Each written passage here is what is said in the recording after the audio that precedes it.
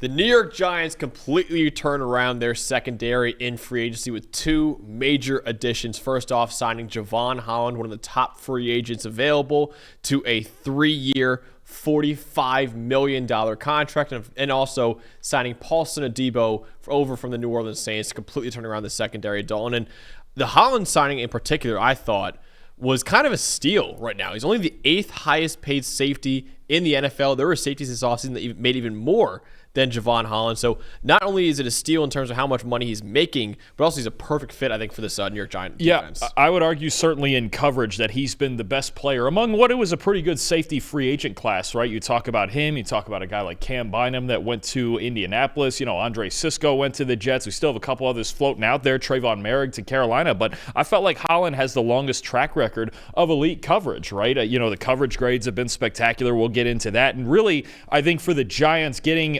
Holland and Adebo speaks to one of their issues, right? Because the one that's gotten all the publicity this offseason is, okay, what in the world are they going to do at quarterback? But this team has other problems. There's a reason they're picking 3rd overall in the draft. Their offensive line needs some work. They kept Darius Slayton. They were working on the receiving core. The secondary obviously was a big focus, and they felt like that was the part that they could fix in free agency. So I think what we need to do is first take a look at the Giants and what went wrong from, that transition from 2023 to 2024, had a big downgrade in their coverage grades. Why was this so necessary to fix, especially with veteran players, when you're talking about they already have a track record of success in the NFL? Absolutely. The New York Giants had the 6th worst coverage grade in the NFL this past season. Shane Bowen, the former Titans defensive coordinator, was in his first year as a Giants defensive coordinator.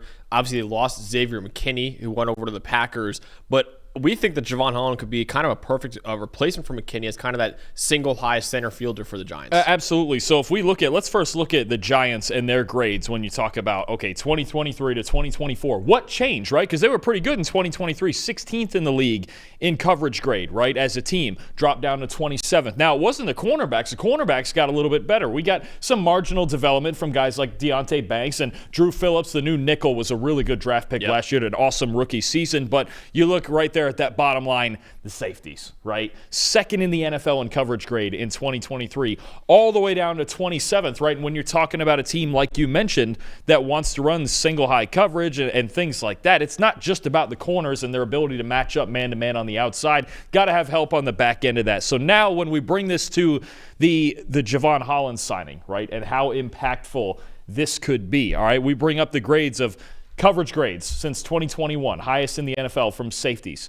Jevon Holland, the 5th highest coverage grade in the NFL among safeties since 2021. And there's a couple of names that jump out at us here, but let's be real, when we're relating it to the New York Giants, like you mentioned him once already, that top guy on that list is one that they let go in free agency last season. He went to Green Bay, a perfect fit in Jeff Hafley's defense in Green Bay, had a spectacular season, and that's the big presence the Giants were missing. You're talking about an elite coverage safety, especially as that guy who can cover all that ground on the back end like Xavier McKinney can. They just didn't have that this year, right? Tyler Nubin plays a little more in the box. Jason Pinnock is not nearly the player, obviously, that Xavier McKinney is. Those are the guys that were taking reps. So when you talk about having to help out your cornerbacks, help out your coverage players, when your corners can feel a little bit looser about, okay, even if I make a small mistake here, it's okay, I have room for error, right? I know where my help is, and I know the help is going to be there. That's the big factor when you have a guy like McKinney, or I always go back to, say, like an Earl Thomas back in the Seattle cover 3 days, the Legion of Boom days, right? Yeah, they had Richard Sherman. Yeah, they had Cam Chancellor killing people in the box, right? They had all these things, but Earl Thomas on the back end of that is what brought it all together, because they knew they had that help coming from the inside anytime either they made a mistake, or if they wanted to take a gamble and get to the football, force incompletions, interceptions, that sort of thing. When you have that reliable free safety back there, it's such a huge factor. So it's going to play a big part in how the Giants play their coverages and really their effectiveness in the coverages they already play. Absolutely. And go back all the way to the Ed Reed days back in Baltimore, right? And they had, like I said, they had all the great guys in the box like Ray Lewis and Haloti Nod and all those guys and Terrell Suggs that can make plays for them. But you've got an Ed Reed back there that could take away almost an entire field, right? I'm not saying Jevon Holland or Xavier McKinney are that kind of Hall of Fame type of player, but you have a guy like Jevon Holland. And Dalton, the NFL is so prevalent in too high coverages now. Shane Bowen is the guy that wants to run single high coverages, right? Last year, the Giants ran single high coverages, cover 1, cover 3, coverages like that, over 60% of the time. last year. One of the highest rates in the NFL, the Giants ran single high coverage. But like you said, they didn't really have the personnel without Xavier McKinney to be doing that, which is why their safeties were really put in bad spots last year. Jevon Holland, though, is a picture-perfect replacement for McKinney in this system, though. And now I think they'll be able to run a lot of cover one, a lot of cover three at a higher level. So I wanted to ask you, just kind of explain to the viewers a little bit of the differences between single high coverages and two high coverages. What are the differences and what are the advantages playing single high? What are the disadvantages? And having a guy like Jevon Holland who, having two guys at safety back there could take away two sides of the field, but you have a true center fielder with the speed like Jevon Holland has. He could almost play the role of a two high coverage with how much range he's got. So what are the advantages of playing single high coverages? So when you're talking about having just that one safety back, right, it allows you to have 8 guys in the box if you're loading up to stop the run, obviously, right? No, we talked about before, in a past video with the Philadelphia Eagles and their ability to stop the run with 2 high safeties. That's a Vic Fangio staple, but not every team can do that, right? If you need that extra body, that strong safety, or even plus that third linebacker to get 8 in the box, you can really mess around and run support and get different fits going, and you have a lot better numbers game up front. That's really the traditional way to do it. Now, as far as coverage goes, it allows you to cover all the underneath routes, right? We talk about all the time, okay, who's back deep? When you're talking about cover 3, that's why it's called that, 3 guys deep. But there's also the part where there's 4 guys working underneath if you're only sending a 4-man rush. Plus, it gets you into a lot of different blitz looks that are easier to get into when there's only one high safety back there. You've got the strong safety that can get into the flats and even fill in those hook zones if a linebacker is blitzing and things like that. So it gives you actually more flexibility underneath, both in the run and the pass game. And if we look at what the Giants are and their tendencies on defense under Shane Bowen, it is aggressive like that, where we talk about the 9th highest rate of cover 1 in the league, and people think about, okay, cover 1, 1 safety back, man coverage across the board. Well, your cornerbacks have to be great. Yeah, that's true. I won't lie about that. If you have great cornerbacks, it's a lot easier to play man coverage, but it's hard when you don't have an excellent free safety back there to support those guys, to be the backbone, to be that almost security blanket, knowing, okay, I can play on the outside shoulder, I can prevent anything deep to my outside, and I can funnel it into a great free safety who can cover a whole lot of ground back there.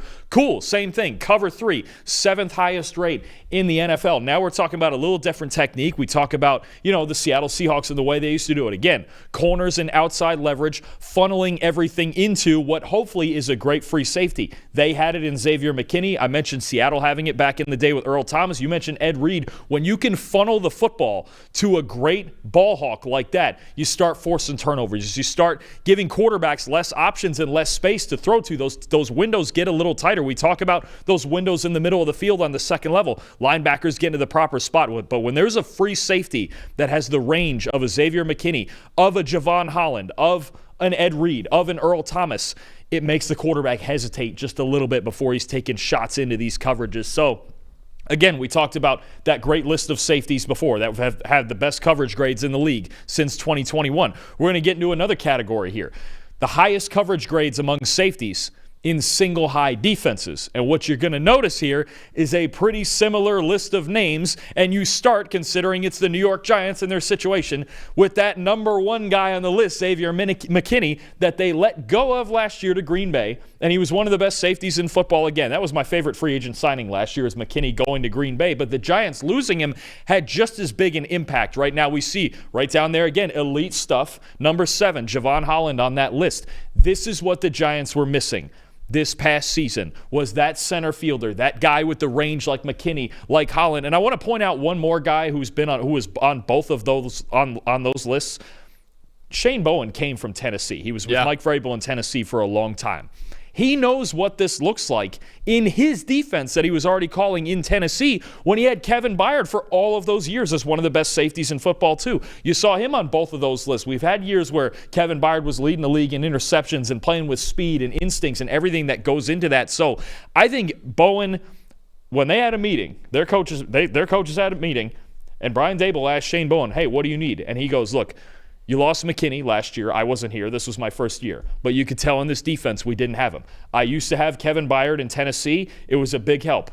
Where can we find another guy like that? That's what we're missing more than corner. And we can talk about Paulson, Adebo too, and Deonte Banks and everything that goes into this, but it's really to me about having that backbone on the back end and getting a guy like McKinney, like Kevin Byard. And for 4 years of his career at least, Jevon Holland has been on that level. And why teams are running so much too high coverages compared to single high nowadays is because it's just safer, right? You're not getting beat over the top by guys like Patrick Mahomes or Josh Allen, usually when you have two high guys back there. So it is a riskier coverage to playing cover 1 and cover 3 like that, but when you have a guy like Jevon Holland back there, that makes it a little bit safer for New York and able to do a little bit more in terms of blitz packages, like you said before, stop the run, which is very important in that division as well. You get the Philadelphia Eagles, the way they run the ball, you want to be able to load the box and stop the run. But Dalton, before we wrap up here, I want to talk about the other big name free agent signing the Giants had in that secondary. That was Paulson Adebo. They gave him a 3-year, $54 million deal with $38.5 million guaranteed. Obviously, a massive contract for Paulson Adebo. He had a broken femur last year, missed most of last season, but the year before in 2023, he looked like a top 15 corner in the NFL. So what will this do to the Giants secondary as well and allowing to play more single high defenses, and how good of a signing is this for New York? So I think there's 3 things here. One, he's talented and athletic, right? 6'1", 195 pounds roughly, right? I think he's got a good build for this kind of system. 2, he's young, okay? The entire Giants starting 5 in this secondary come opening day is going to be 26 years old or younger. This is not just about this season. This is a secondary that could get you the next 2 or 3 years with the same unit. Yep. Deonte Banks, Paulson Adebo, Drew Phillips, Tyler Nubin, and Jevon Holland. That's your 5. We have no question that if they're all healthy, that's your 5, and they could be your 5 for the next 3 years, right? And here's some numbers I'm also going to throw at you, right? We mentioned Jevon Holland, single high. We're going to run a lot of cover 3. I think Shane Bowen's going to lean even heavier into that. What if I told you Paulson Adebo over the last 2 years has the same zone coverage grade as Patrick Surtain?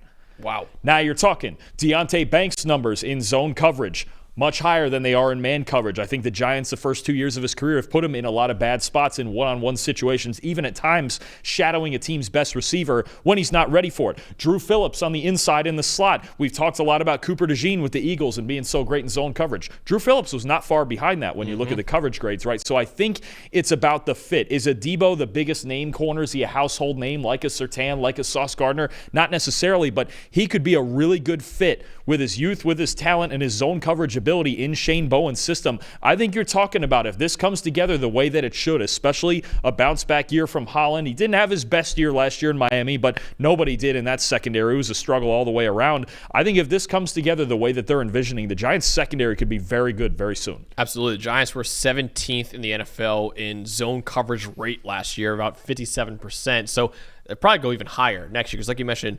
Paulson Adebo, over the last 2 years, his zone coverage grade is in the 92nd percentile of all corners in the NFL. So not as good in man coverage as other corners are. That's why he's not being talked about at the top of the cornerback market right now. But he's a very, very good zone corner. I think a lot of cover 3 you can be expected in New York next year. But 2 major signings for the Giants in their secondary: Jevon Holland going there to be their new single high safety, and Paulson Adebo is one of their top cornerbacks as well.